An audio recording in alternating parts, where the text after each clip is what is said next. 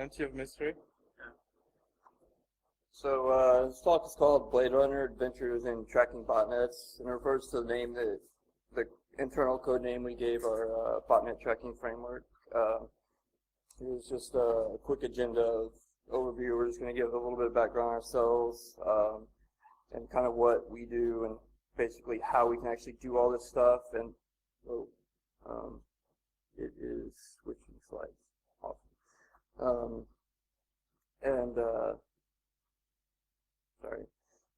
Just go over the framework itself, and then just kind of some wrap up and basically what we still need to do and where we actually would need, how we can help others to some degree. So I'm a security research analyst at Arbor Networks. I used to do work at Tipping Point.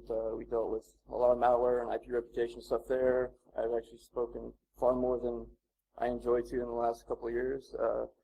And doing lots of research. Mark, who's in the audience over there, he's my manager. He's also the ACERT security architect, so he actually deals with trying to get our product teams to actually implement the things that we need to push security intelligence into the product. And he's actually spoken. We actually work together at Tipping Point as well. ACERTs, we're responsible for all the security intelligence that goes into any of the Arbor products, whether it be IP blacklists, whether it be botnet fingerprints, or reverse engineering and write-ups that are used if customers have questions about what we're doing, and any kind of threat intelligence surrounding that kind of stuff. So the thing that really makes everything that I'm able to do with this tracking framework is our dynamic analysis system, which we call MCorral, which is short for malware corral. So we have dynamic sandboxes, and so we do pre and post processing on everything. We do pre-post, and so we can look at what happens in the sandbox, we can compute some stuff before and after. We can tag on just about anything that the sample does. And the other important thing is we can actually tag specific connections that a malware made as being the CNC connection for a specific piece of malware. So if something were to run, like if Zeus ran and it dropped Andromeda, we can actually tag the Zeus CNC connection and the Andromeda CNC connection and differentiate between them, which makes my job a lot easier when I'm trying to find new CNCs to throw into our system. And we're pulling in tons of samples per day. Our biggest problem is figuring out what to run it, how to cluster it, how to identify it. And we've tagged a lot of stuff over the last year. Our bread and butter is DDoS as a company, but we care about just about everything, but definitely care most about DDoS.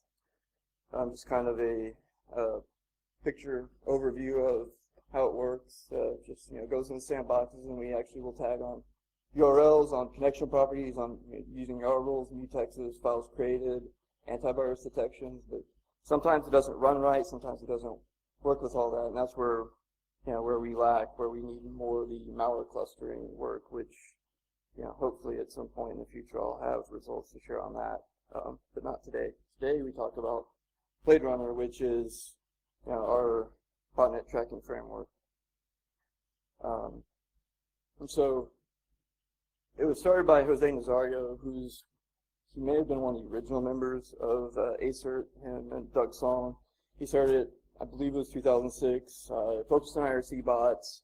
It only tracked DDoS commands, and it pretty much only stored a CNC and a DDoS command and a target. He did a lot of presentations on it back around then. He also wrote some blogs about data that we collected from it, where we were able to say, we were actually able to have a view into some of the geopolitical situations, like around Georgia and Russia, and actually say, we definitely know that these actors are pro-Russian because they were attacking the Georgian government site when all this, the issues over there were happening a couple years ago. And he also presented a really interesting talk last year at Hack in the Box Kuala Lumpur on trying to estimate botnet size. And so kind of the background of how later it started tracking HTTP-based bots. It used OS.system, and it called out the curl on the command line to do this.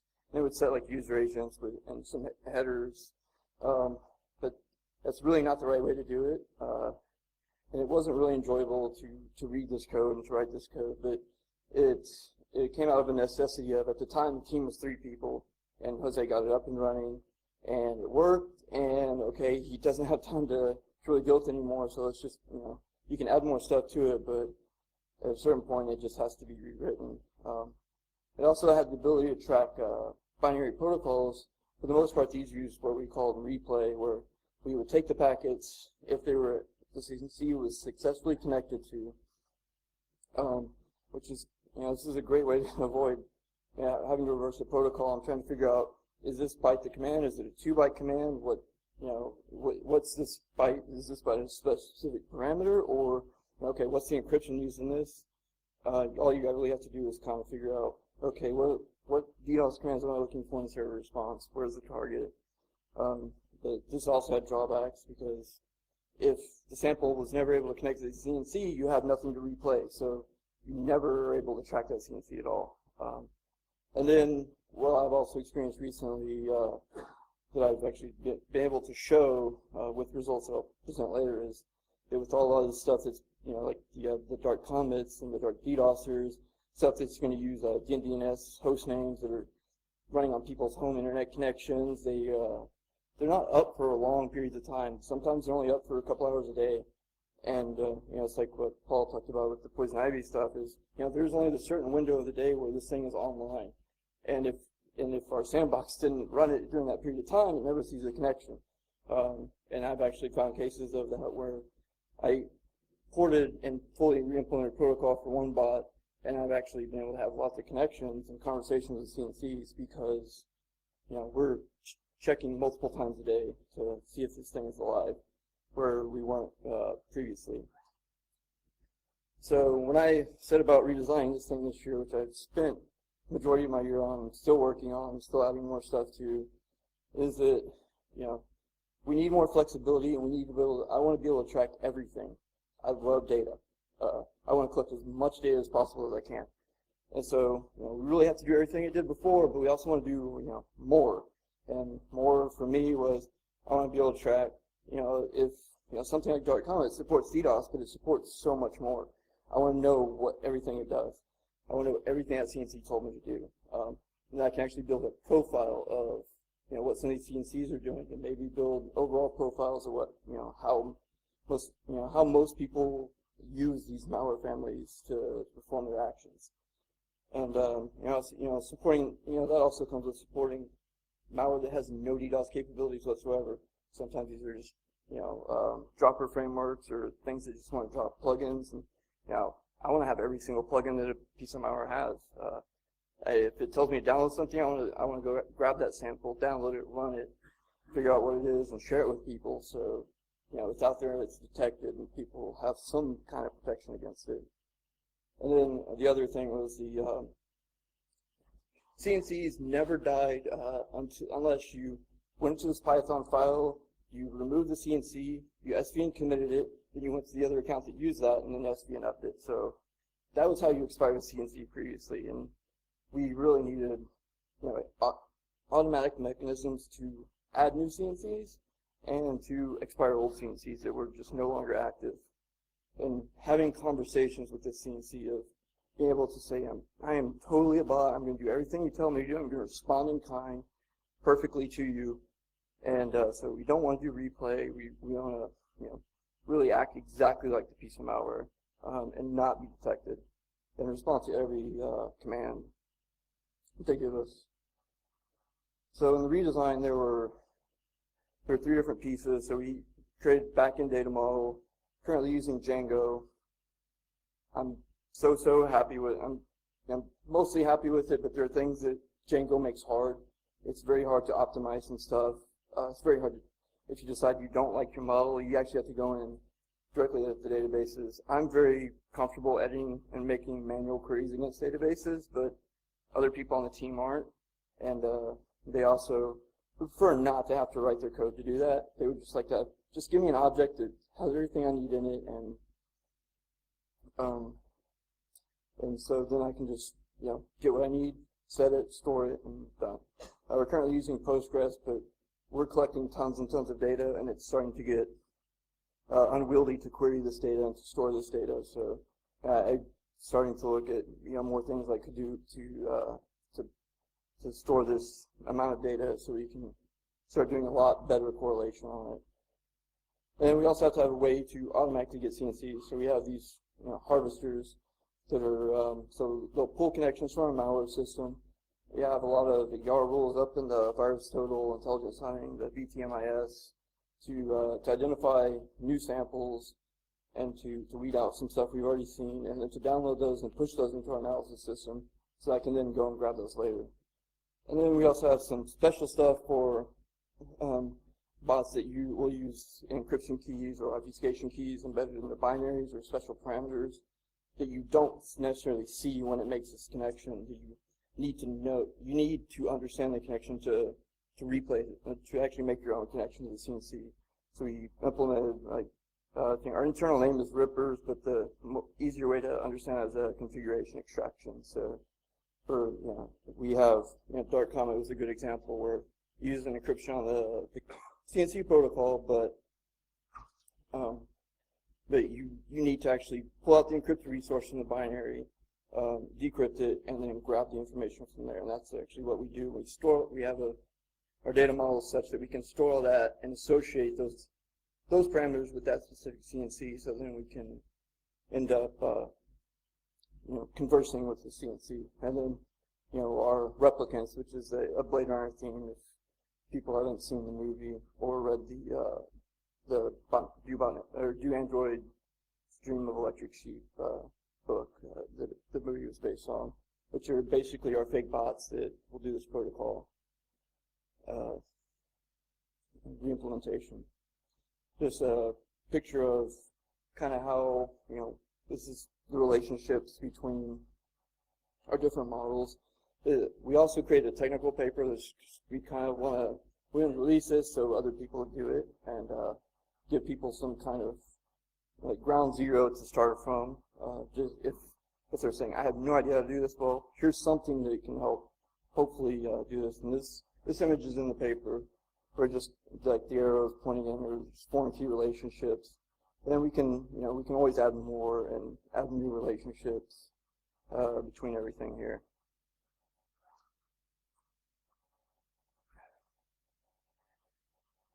So now we'll talk about the actual malware that we have replicated into our system. So we have 14 separate families of malware that are currently in the system. We have a lot more to implement that are actually still in the old system.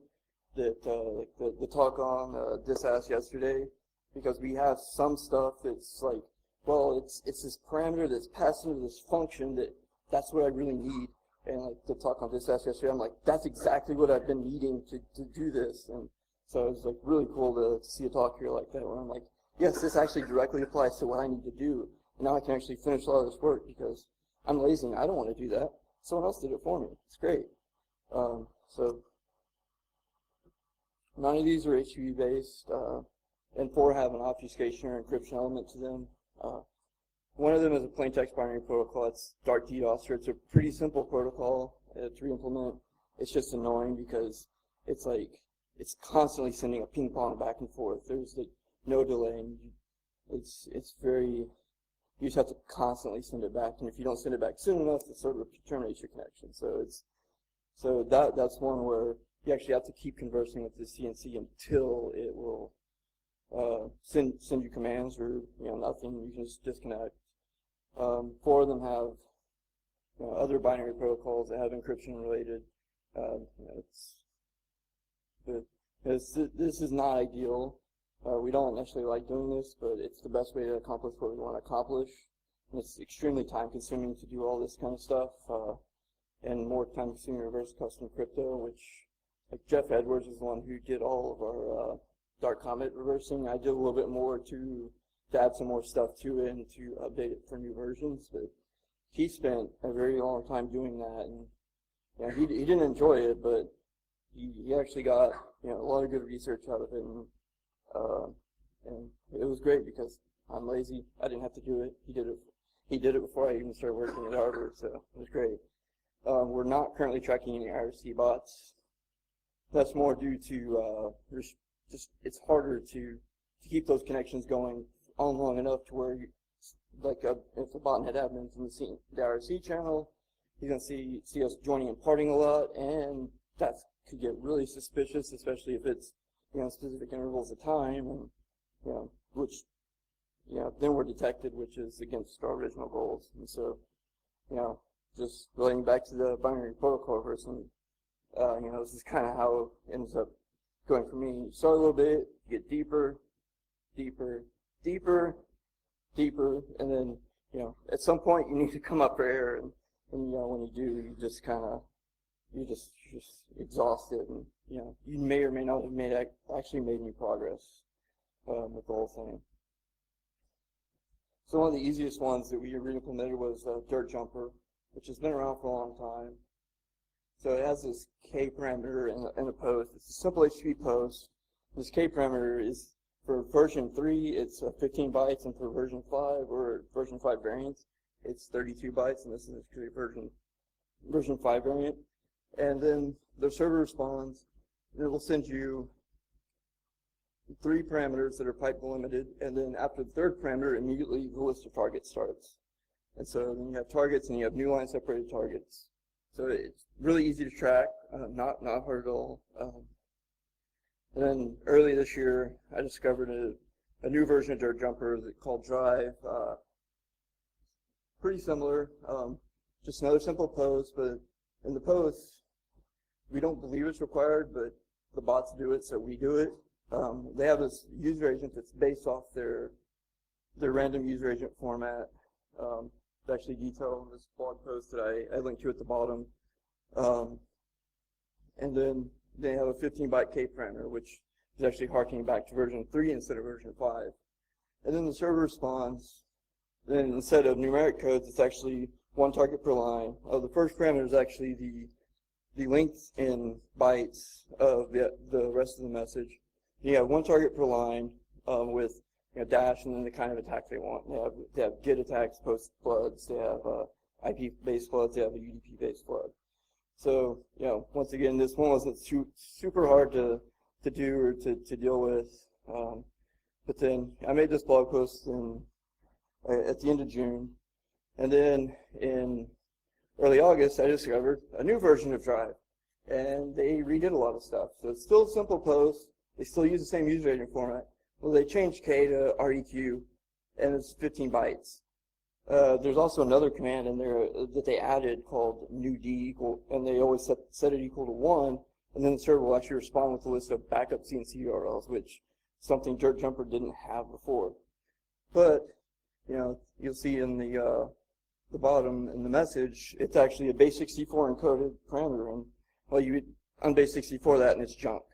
It's actually there's actually a static XOR key in the binary that has been the same in every single binary we've seen. So we haven't had to really do much work to re-implement this. But so you take you unbase64 it, you run it against the XOR key, and then you actually end up having the exact same format as the previous slide with Drive 1. And I also wrote another blog post about this where there's a lot more information if y'all actually want to go read up on that. Then another one that's was kind of fun and annoying to reverse was Athena HTTP. I also wrote a blog about this. You'll see a theme here. Pretty much anything that I've reversed and spent a lot of time reversing, I tend to write blogs about, mostly because they made me reverse something, so I'm going to put all their secrets out there to try and thwart them to some degree. Hopefully someone reads it and gets something out of it besides the bad guys. So this one was actually, there's an A, B, and C parameter. The A parameter was really weird, and it sticks out because it's all URL encoded, but it's all ASCII characters, which makes their URL encoding completely unnecessary and makes it somewhat detectable. The A parameter is string translations. Then you actually will take those string translation tables, run them against the B parameter, unbase64 that, and then you get this set of commands that the CNC is ordering to you. Or the B is actually the phone home. and then C is a data marker. Then, servers, like actually, the commands are they look exactly like the IRC version of this bot, which I don't know how many people are familiar with it. I wasn't super familiar with it before I had to reverse it this year, but it's been around for a while.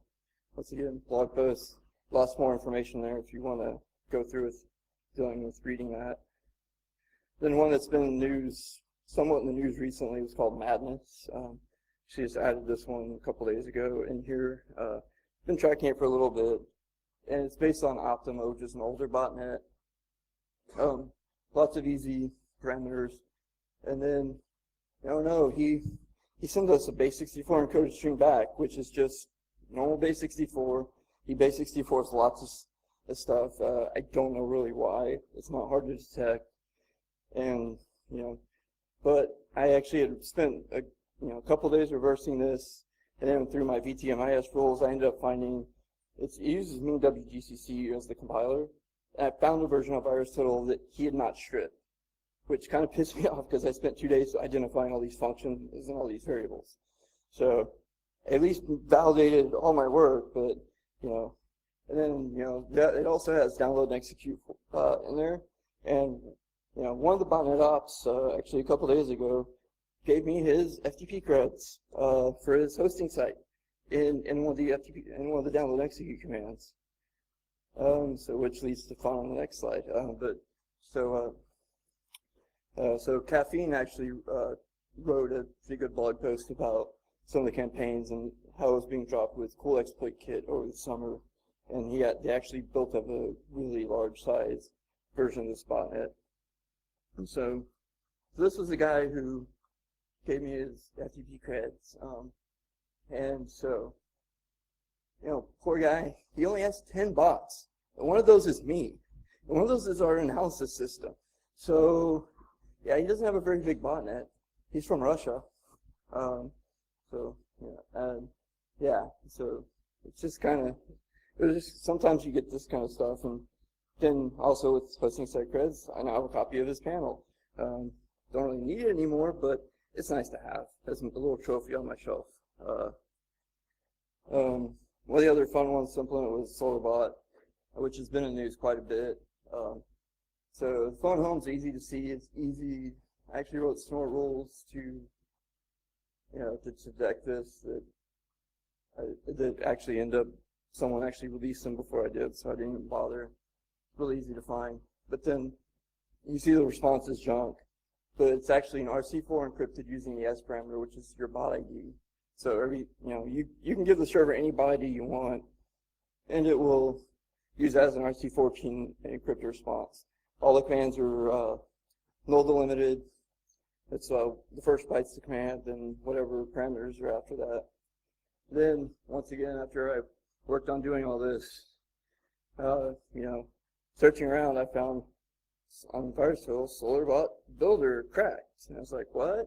And then actually searched around, I actually found the full builder and panel that may or might not still be at that SimSpace link.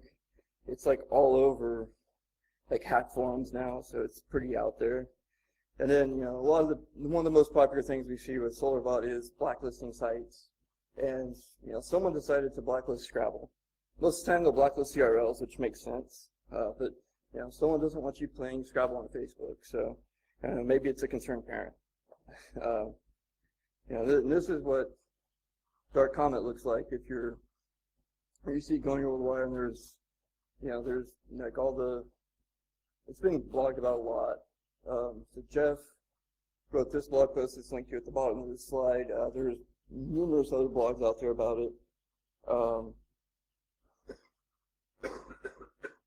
But it's a very difficult bot to re-implement because it supports full wrap functionality. So you get into things like this guy saying, hey, I want to capture your desktop, and you're saying, I don't really know how to implement that command, so maybe I should just bail.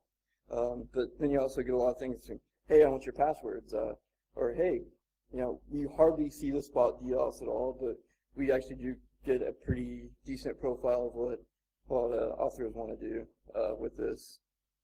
And so really the most interesting part are all the results that we've collected. So we've actually been had this in production for 7 months, slowly adding new bots. It started with Drive, then we added Athena, then we had a new version of Drive. We started porting old bots to it. We've actually been able to collect tons of intelligence around attacks and build up profiles of, okay, what do these guys want to do? Like, well, this CNC operates like this, and well, overall, collectively they operate like this. So as I talked before, we have over 270,000 total attack commands, and one attack command could be like some of these CNCs support multiple attack commands per like response from the client. So that counts as one. Each of those counts as one. So we actually have over 1,500 CNCs that we've attempted to monitor. Almost a third of those have been active at some point. So apologies to Eric. I edited my slides again today. Just I had to make more pretty pictures. And so this is geolocation data on every single CNC. This is just a giant map where you actually see, basically they're spread out just about everywhere. United States actually has the most. There are almost 350 total CNCs in the U.S. Those are, you see some in Puerto Rico, Haiti, Dominican Republic. It's pretty well spread there. There you go, South America. Brazil has a lot of stuff. Most of the Brazil stuff is like Dark DDoSer, Dark Comet type stuff. There's Argentina. When we go to Europe, even Iceland has CNCs. I'm just saying. Norway, we haven't caught anything in Norway yet, unfortunately. Or fortunately, unfortunately, it's hard to say. You get excited when you find these things, but then you realize that someone's doing something bad. So it's kind of like it's mixed emotions. And you can see, they're pretty spread across Europe. Then you have Africa, you have into the Middle East, Saudi Arabia. You have multiple CNCs in Iran, Iraq, UAE, Oman. It's not so much really we haven't detected anything in our system, monitoring system itself, below this. Like nothing in South Africa, nothing below, I guess Nigeria. You go over to Asia, pretty spread out across there. It's lots and lots of CNCs. Even have some in Australia. But then also, oh my gosh, there's some in knots. So this is actually fun. So the geolocation stuff we use is a commercial solution that we believe is far more accurate than MaxMine. We think it only goes to the city level. We don't think it actually will go down to the street level or approximate in the neighborhood. But just in case it does, Rick, if you want to go pay this guy a visit, here's some walking directions to go find him.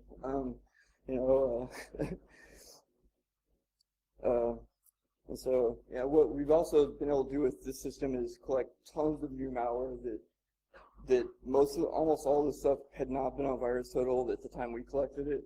It wasn't in some of the other AV lookup systems that we used internally at the time we collected it.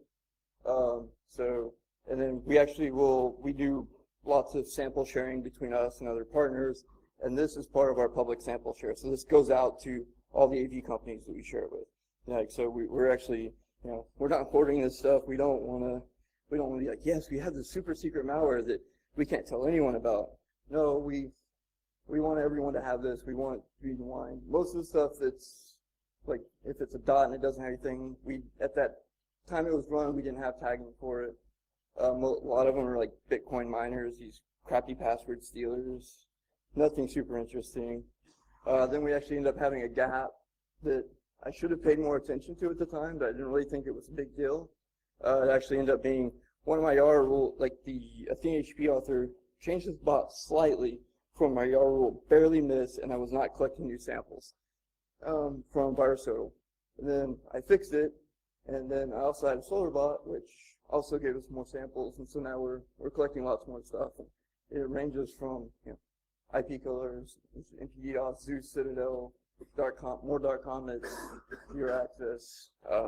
We're just collecting tons and tons of data with this kind of stuff, which is, it's really, it just makes me, I'm like, yay, I have some work validated. You know, Mark, can I keep working on this? And Mark says yes, which is great. So I actually pulled in a bunch of stuff to Maltego just to show some relationships. And these are actually a bunch of drive and drive 2 CNCs. And what was happening with these was the domain was getting suspended, and then the new domain would pop up like almost immediately on VirusTotal the next day, and it would be pointing at the same set of IPs that the old domain had pointed at. And then that just keeps happening. And these things end up being very interlinked. We also discovered with the new D command to get the list of backup URLs, we're decoding those and looking at them. And like the first 7 or 8 CNCs we found from Drive 2, they all like intermixed all their backup URLs against each other. So they were, we were pretty sure that they were all being run by the same actor. And they had a lot of common targets in between them. So it seemed like they were just trying to kind of spread out their botnet. So if one went down, they still had some others to use. And then we have, this is just some dirt jumper CNCs that actually had some relationships between each other. It was just more that we were actually able to start pulling the stuff in. We were able to find more and more relationships between these things. And it is like we've been collecting this data, and now we're actually just really being able to start to look through it and pour through it and find lots of really interesting stuff. And then, this one is, that IP is very, very, very, very bad. This is mostly like Pandora and dirt jumper type CNCs. You actually hit that VirusTotal link to show all the passive DNS and the sample information that they have on it. There's like even more, and there's like so many samples that have successfully connected to that. And really, if you see something going to that IP, it's probably not a good thing at all. And so this image is intentionally unreadable because the big dots that you see growing and growing, those are actually targets. And we do not, put targets out there. That's not our, we don't really want to do that. Our goal is to get the bad guys, not to talk about the good guys who are getting attacked and do some ambulance chasing and say, you should be our customers because we know you're getting attacked. We'll totally protect you. It's, I'll get into that stuff later. But yeah, so what you'll actually see is this is also some drive stuff where just relating back to all the passive DNS interlink, then you start looking at how their targets are interlinked, and there's a lot of interlinkage between their targets. Some of it's actually, some of these guys are just, someone's just very pissed and they're just wanting to attack some of these sites. And these sites range from everything. And so, yeah, just kind of what I just said about, but a lot of those, you have lots of IPs in the same region. Yeah, larger campaigns against the same site. And then we've also seen tons of activity around Russia, Soviet bloc area. We've seen some government sites attacked. We've seen some news sites where they'll actually target specific news articles on these sites, which really kind of tell you exactly why they're DDoSing the site. They're DDoSing because they say, I like this action by this person, or I don't like this action by this person, or what. There's like, I'm not super familiar with the politics in that area, so I can't really speak to who is right or wrong, or wouldn't really want to. There's also a lot of stuff around Azerbaijan and Dagestan. I've seen those things in the news, but not super familiar. But yeah, we've seen sites that are saying the government's bad, attacked, and is it nationalist? Is it government sponsored? Don't know. Not, really our goal would be just to take down the CNC and not really worry about the actors. We don't deal with attribution as much. It's time consuming. It's good work. It's hard work, but I'm lazy. I leave that to great people like Rick. And we also seen lots of corruption exposure sites attacked. We've also seen lots of competitive attacks of saying, we've actually seen CNCs DDoS each other, which is kind of funny, and I really have no desire to do anything about it. Yeah, take them down. Sure, great. But then you also see like some of these underground forums get attacked, which is good to find new forums that I didn't know about before, that I can kind of see if I can figure out a way to crawl through without actually having to log in and find some interesting information. And one of the most interesting things that I detail a little bit in the paper is this was all these attacks right here were based around the situation that happened in Egypt in July, where there's a change in leadership. Once again, not familiar with either side, not taking sides, but so I actually blurred out the CNC's name because I don't know if it actually was this guy's handle or something I could identify him with, because I don't know, like he was very pro-Morsi.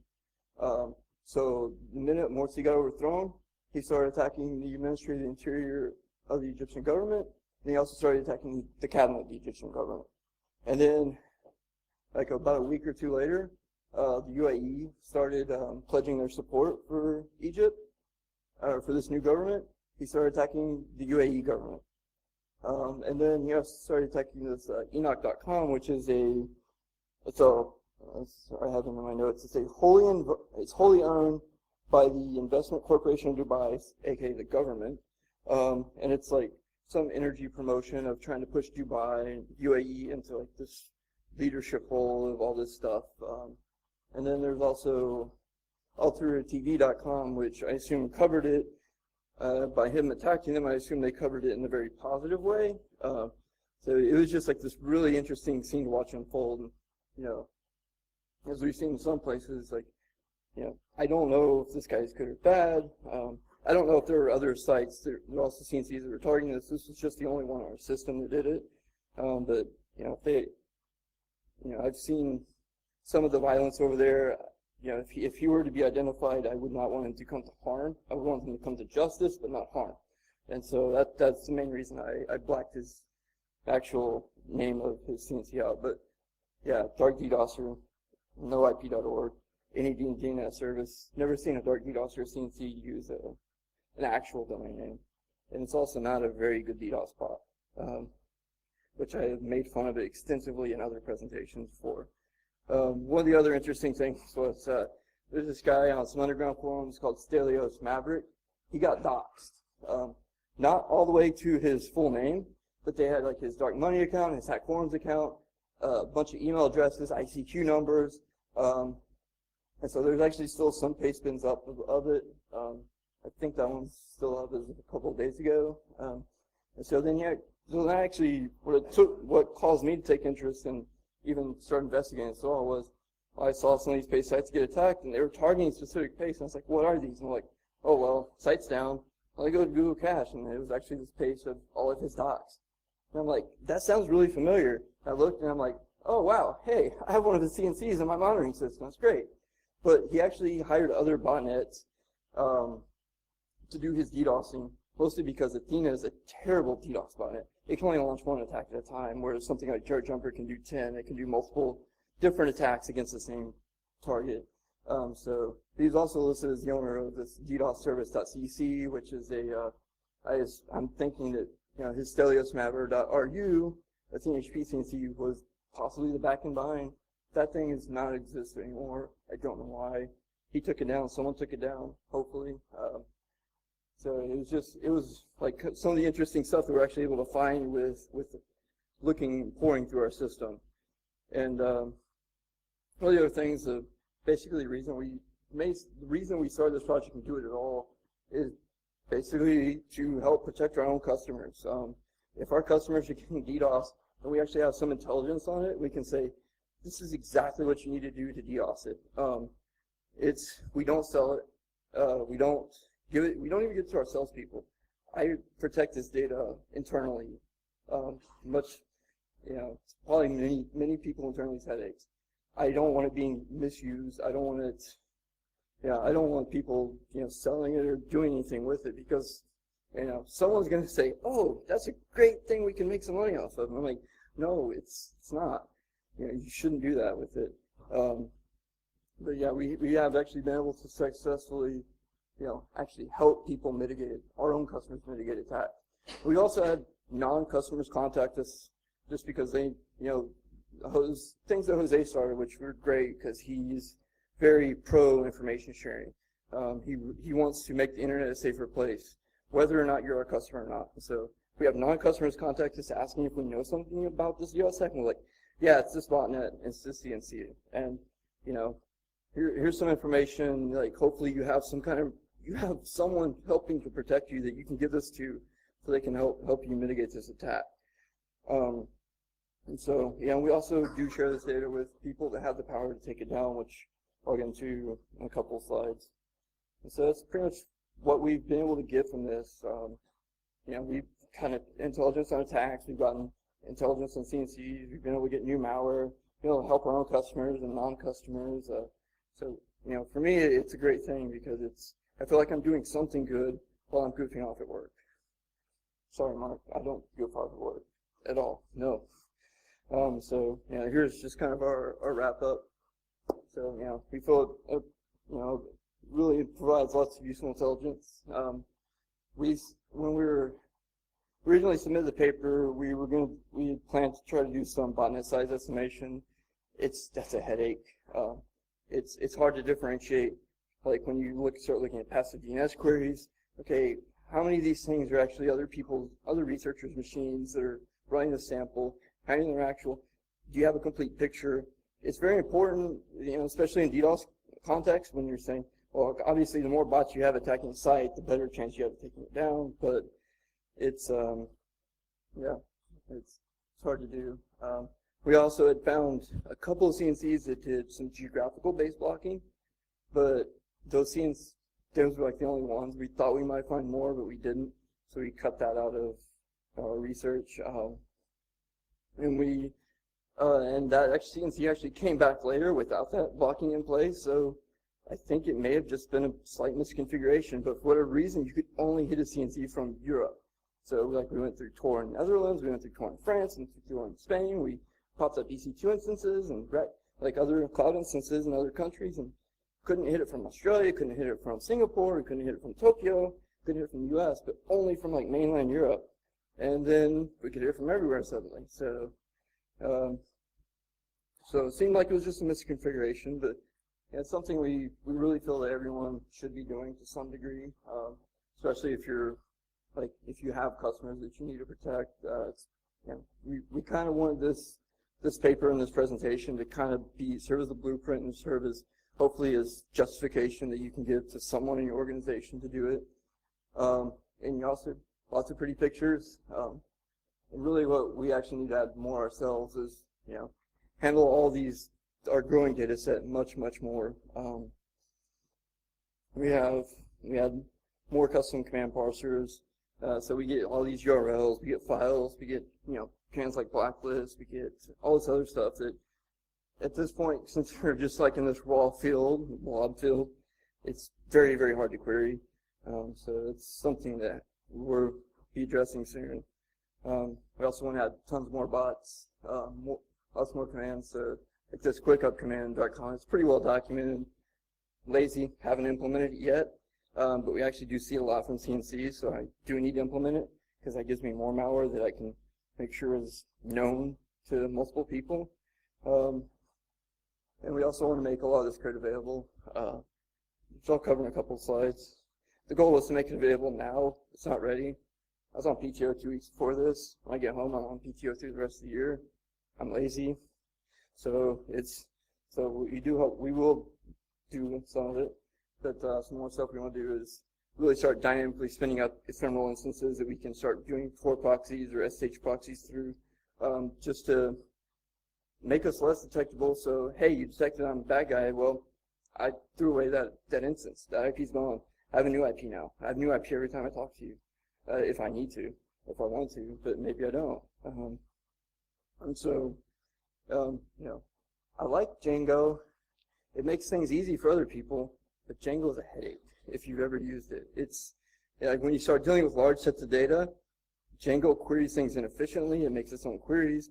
And I've been doing databases for a very long time, and I can make much more efficient queries and more efficient indexes and use of those indexes because I know how to structure my queries to hit the indexes right. And Django doesn't necessarily always do that. And Django is also very inflexible. It's like, oh wow, I really need to add this field. Well, Django can't just go in alter table, add column. You have to actually go into your model, add it, and then you have to go into the database and manually add it. Or it's like, oh, well, I need to split this out, and I can really just kind of do a select these columns into this new table. You know, create a new model, but yeah, Django doesn't really have support for that. So probably the most depressing side of the talk of how do I get this data? You can't get our data for the most part. Like I said previously, we don't want to sell it. We do freely share with certs that are willing to get these CNCs taken down or to warn targets that are being attacked. Law enforcement who need it for evidence chains. We share with Shadow Server, who also will help get taken down on Sinkhole. We're not in the business of takedowns. This is something I asked Jose when I started. He says, no, if law enforcement asks us for information, we will freely provide it. We will proactively provide them with information. But the legal headaches of takedowns it's just not worth it. And don't you want to do other stuff? If you want to do takedowns, that's fine, but that's all you're going to do. And I don't really need anyone to do that. So you just started. Yeah. So, but if you're in this group and you're interested in figuring out a way to get this data from us, please contact us. We do share it. We share lots of data around different things. Where we have automated submissions to most of the certs. We're trying to get this data into that stuff. You could also work for us. We're always looking for great people, or you can collaborate with us in some degree. If you're not in that group, talk to Mark, convince Mark that it's a great idea that you get some of this stuff, and then we can essentially share it to you. The code's not yet ready because I need to cleave most of it out to some standalone pieces where people can just kind of take it and then plug it into whatever they want to do or how they do it. And vacation, lazy. Most of it's close, but it just needs some work. I'm hoping to get it done sometime early in January next year. It'll be on our GitHub account.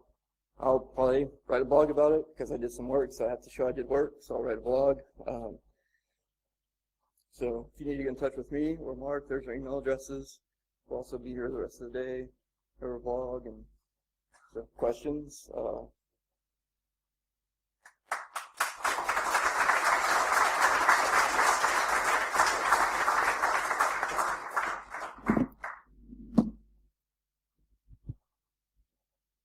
Questions?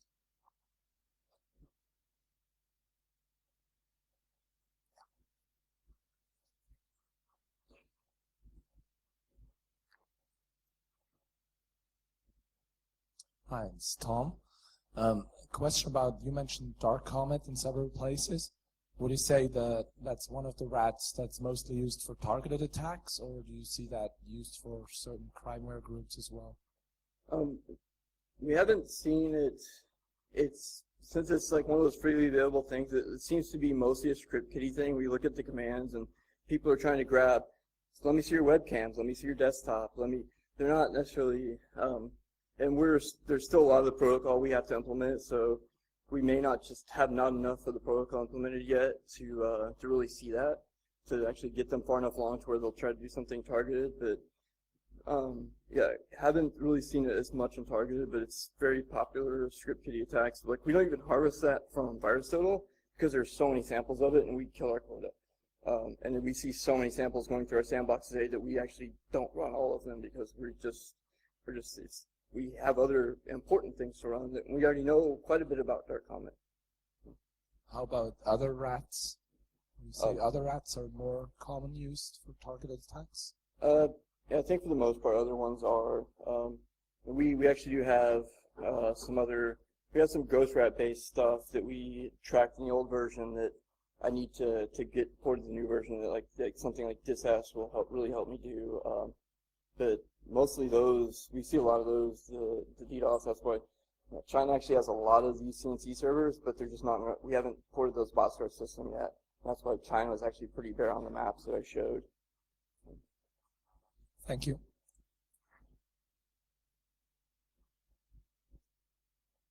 Hi, I'm Sebastian from ESA. You said you didn't like Django because of the lack of support for the migrations when you modified the models. Did you look into Sout, the plugin? What was the name of the plugin? Sout, S-O-U-T-H. I've looked at it a little bit. It's more of the data was starting to get to a point where I didn't want to dump. I needed to kind of like modify in place and just add a column. Like I was thinking earlier this week, I'm like, yeah, I really should like keep a list of hashes that I see the CNC in, because that's kind of what law enforcement needs. And just like talking to Rick the other day at the speakers, and I'm like, yeah, I really need that. If they need hashes to go to the CNC, then I need to store that. And it was just more, now we have so much data in there that like dumping it and re-importing it really causes lots of interruption and downtime that we're trying to avoid. So by using this this plugin, you won't have to modify or dump your memory and re-import it again. So that might be something. Yeah, to use. I guess I do need to look at it more than. Thank you. Another question?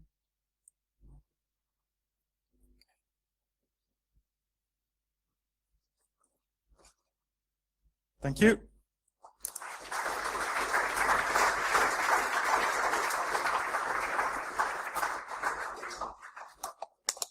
Thank you.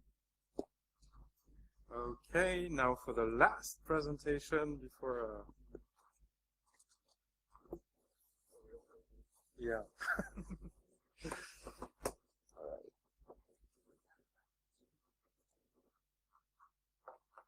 Hope my battery's gonna hold.